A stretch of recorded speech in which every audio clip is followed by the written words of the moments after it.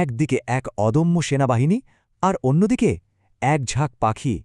এটা সূরা আল ফিলের সেই অবিশ্বাস্য গল্প। আচ্ছা, এটা কি ভাবা যায় যে এক ঝাঁক ছোট্ট পাখি একটা বিশাল হাতিবাহিনীকে হারিয়ে দিতে পারে? চলুন আজ আমরা এই অবিশ্বাস্য ঘটনার পেছনের কাহিনীটা জানব। আসসালামু আলাইকুম। চদগায় জারিয়া চ্যানেলে আপনাদের সবাইকে স্বাগত। আমাদের লক্ষ্য হল ইসলামের জ্ঞানকে সবার কাছে সহজভাবে পৌঁছে দেওয়া, আর সেই ধারাবাহিকতায় আজ আমরা জানব পবিত্র কুরআনের ছোট্ট কিন্তু ভীষণ শক্তিশালী একটি সূরা আল ফিল সম্পর্কে। তো মূল ঘটনায় যাওয়ার আগে চলুন সূরাটা সম্পর্কে কিছু প্রাথমিক তথ্য আমরা এক নজরে দেখে নিই। দেখুন, এই সূরাটা আকারে ছোট হলেও এর বিষয়বস্তু কিন্তু অনেক গভীর। এখানে আল্লাহর অসীম ক্ষমতা আর ঈমানের শক্তির মতো বিষয়গুলো খুব স্পষ্টভাবে ফুটে উঠেছে। পবিত্র কোরআনের ক্রমানুসারে সূরা আল ফিল হল ১০৫ নম্বর সূরা, আর এতে আয়াত আছে মাত্র ৫টি। নাজিলের ক্রম অনুযায়ী এটি ছিল ১৯তম সূরা, আর এটা নাজিল হয়েছিল মক্কায়, ইসলামের একেবারে শুরুর দিকে।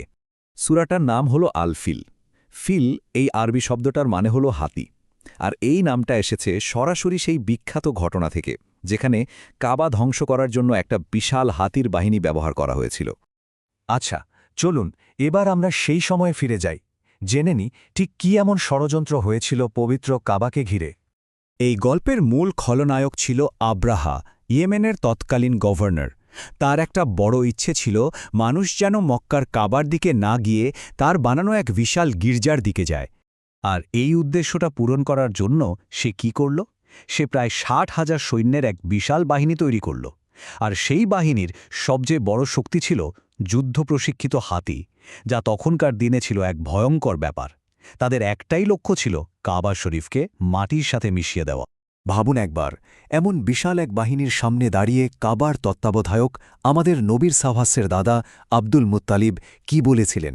তিনি একদম শান্তভাবে আব্রাহাকে বললেন, এই ঘরের একজন মালিক আছেন আর তিনি একে রক্ষা করবেন। মানে একদিকে পাহাড় সমান সামরিক শক্তি আর অন্যদিকে আল্লাহর ওপর অবিচল আস্থা। তো এখানে দুটো প্ল্যান চলছিল। একদিকে আব্রাহার প্ল্যান, তার বিশাল সেনাবাহিনী দিয়ে কাবাকে ধ্বংস করা, আর অন্যদিকে ছিল আল্লাহর ঐশ্বরিক পরিকল্পনা। শুধু তার ঘরকে রক্ষাই নয়, বরণের পবিত্রতা আর মর্যাদাকে সবার সামনে আরও বাড়িয়ে দেওয়া। এরপর যা ঘটল তা ছিল এক কথায় অলৌকিক। চলুন গল্পের সেই ক্লাইম্যাক্স অংশে যাওয়া যাক। আব্রাহার বাহিনী তো কাবা আক্রমণের জন্য একদম প্রস্তুত। ঠিক তখনই ঘটল সেই অবিশ্বাস্য ঘটনাটা। কোত্থেকে যেন ঝাঁকে ঝাঁকে আবাবিল পাখি এসে আকাশ ছেয়ে ফেলল, আর প্রত্যেকটা পাখির কাছে ছিল ৩টা করে পোড়ামাটির ছোট্ট পাথর, একটা মুখে আর 2টো পায়ে। এরপর ওই পাখিগুলো আব্রাহার সেনাবাহিনীর উপর সেই পাথরগুলো ফেলতে শুরু করল, আর তার ফল সেই বিশাল শক্তিশালী সেনাবাহিনীটা পুরোপুরি ধ্বংস হয়ে গেল। কুরআনের ভাষায় তারা হয়ে গেল চর্বিত তৃণের মতো, মানে চিবিয়ে ফেলে দেওয়া খড়কুটো।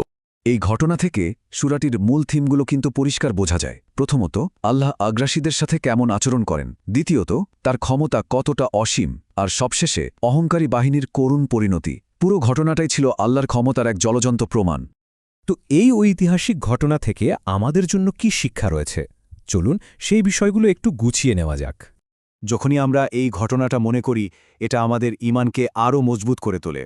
এটা আমাদের চোখে আঙুল দিয়ে দেখিয়ে দেয় যে দুনিয়ার কোনো শক্তি আল্লাহর শক্তির উপরে নয়, তার ইচ্ছাই শেষ কথা। তাহলে মূল টেকওয়েগুলো কি?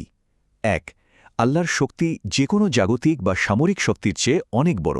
২. আল্লাহ তার পবিত্র স্থানগুলোকে নিজেই রক্ষা করেন। ৩. আল্লাহর নিদর্শনের বিরুদ্ধে অহংকার করলে তার পরিণাম হয় ধ্বংস। আর ৪ নম্বর, যা খুবই গুরুত্বপূর্ণ, আল্লাহ চাইলে ক্ষুদ্রাতিক্ষুদ্র জিনিস দিয়েও সবচেয়ে বড় কাজ সম্পন্ন করতে পারে। সবশেষে একটাই প্রশ্ন মাথায় আসে, তাই না? আল্লাহর ইচ্ছার বিরুদ্ধে গিয়ে মানুষের কোনো পরিকল্পনা কি আসলেই সফল হতে পারে? এক কথায় সূরা আল ফিল আমাদের চিরকাল মনে করিয়ে দেয় যে আল্লাহ নিজেই তার পবিত্র নিদর্শন রক্ষা করেন, আর যারা এর বিরুদ্ধে ষড়যন্ত্র করে তাদের ব্যর্থতা অনিবার্য। ইসলামিক জ্ঞান ছড়িয়ে দেওয়া একটি সদাকায়ে জারিয়ার, অর্থাৎ এমন একটি দান যার সওয়াব চলতেই থাকে। আমাদের এই প্রচেষ্টায় আপনিও অংশ নিতে পারেন এই আলোচনাটি শেয়ার করার মাধ্যমে। ছাদকায়ে জারিয়া চ্যানেলের সাথে থাকার জন্য ধন্যবাদ। আজ এ পর্যন্তই। আসসালামু আলাইকুম।